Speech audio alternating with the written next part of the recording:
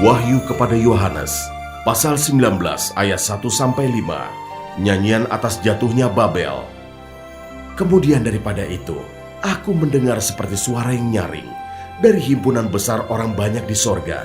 Katanya, Haleluya, keselamatan dan kemuliaan dan kekuasaan adalah pada Allah kita, sebab benar dan adil segala penghakimannya, karena ialah yang telah menghakimi pelacur besar itu, yang merusakkan bumi dengan percabulannya, dan ialah yang telah membalaskan darah hamba-hambanya atas pelacur itu.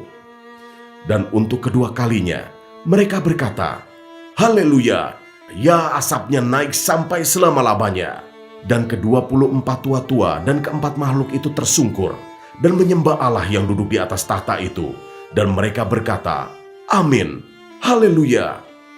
Maka kedengaranlah suatu suara dari tahta itu, Pujilah Allah kita, hai kamu semua hambanya, kamu yang takut akan Dia, baik kecil maupun besar.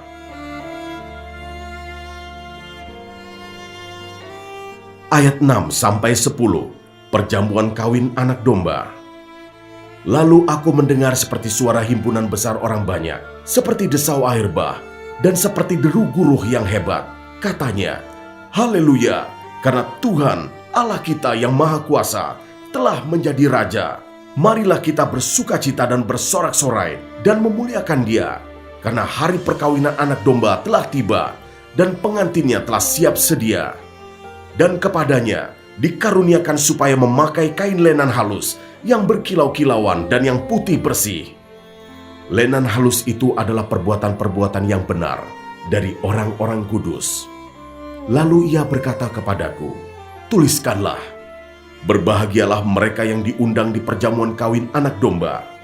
Katanya lagi kepadaku, perkataan ini adalah benar, perkataan-perkataan dari Allah. Maka tersungkurlah aku di depan kakinya untuk menyembah Dia. Tetapi ia berkata kepadaku, janganlah berbuat demikian.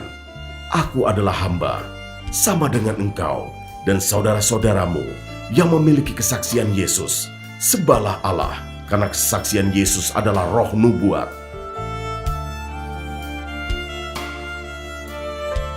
Ayat 11-16, firman Allah. Lalu aku melihat sorga terbuka. Sesungguhnya ada seekor kuda putih, dan ia yang menungganginya bernama Yang Setia dan Yang Benar. Ia menghakimi dan berperang dengan adil, dan matanya bagaikan nyala api, dan di atas kepalanya terdapat banyak mahkota, dan padanya ada tertulis suatu nama yang tidak diketahui seorang pun kecuali ia sendiri. Dan ia memakai jubah yang telah dicelup dalam darah, dan namanya ialah Firman Allah. Dan semua pasukan yang di sorga mengikuti dia. Mereka menunggang kuda putih dan memakai lenan halus yang putih bersih.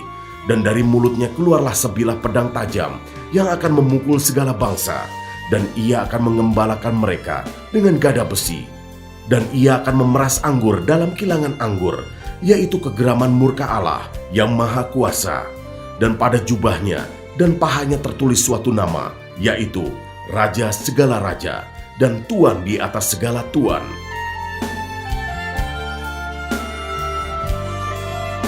Ayat 17-21, binatang serta nabinya dikalahkan.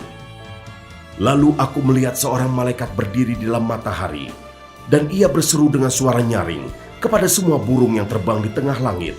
Katanya, marilah ke sini dan berkumpullah untuk turut dalam perjamuan Allah, perjamuan yang besar, supaya kamu makan daging semua raja, dan daging semua panglima, dan daging semua pahlawan, dan daging semua kuda, dan daging semua penunggangnya, dan daging semua orang, baik yang merdeka maupun hamba, baik yang kecil maupun yang besar. Dan aku melihat binatang itu, dan raja-raja di bumi serta tentara-tentara mereka telah berkumpul untuk melakukan peperangan melawan penunggang kuda itu dan tentaranya. Maka tertangkaplah binatang itu, dan bersama-sama dengan dia nabi palsu, yang telah mengadakan tanda-tanda di depan matanya, dan dengan demikian ia menyesatkan mereka yang telah menerima tanda dari binatang itu, dan yang telah menyembah patungnya. Keduanya dilemparkan hidup-hidup ke dalam lautan api yang menyala-nyala oleh belerang. Dan semua orang lain dibunuh dengan pedang yang keluar dari mulut penunggang kuda itu, dan semua burung kenyang oleh daging mereka.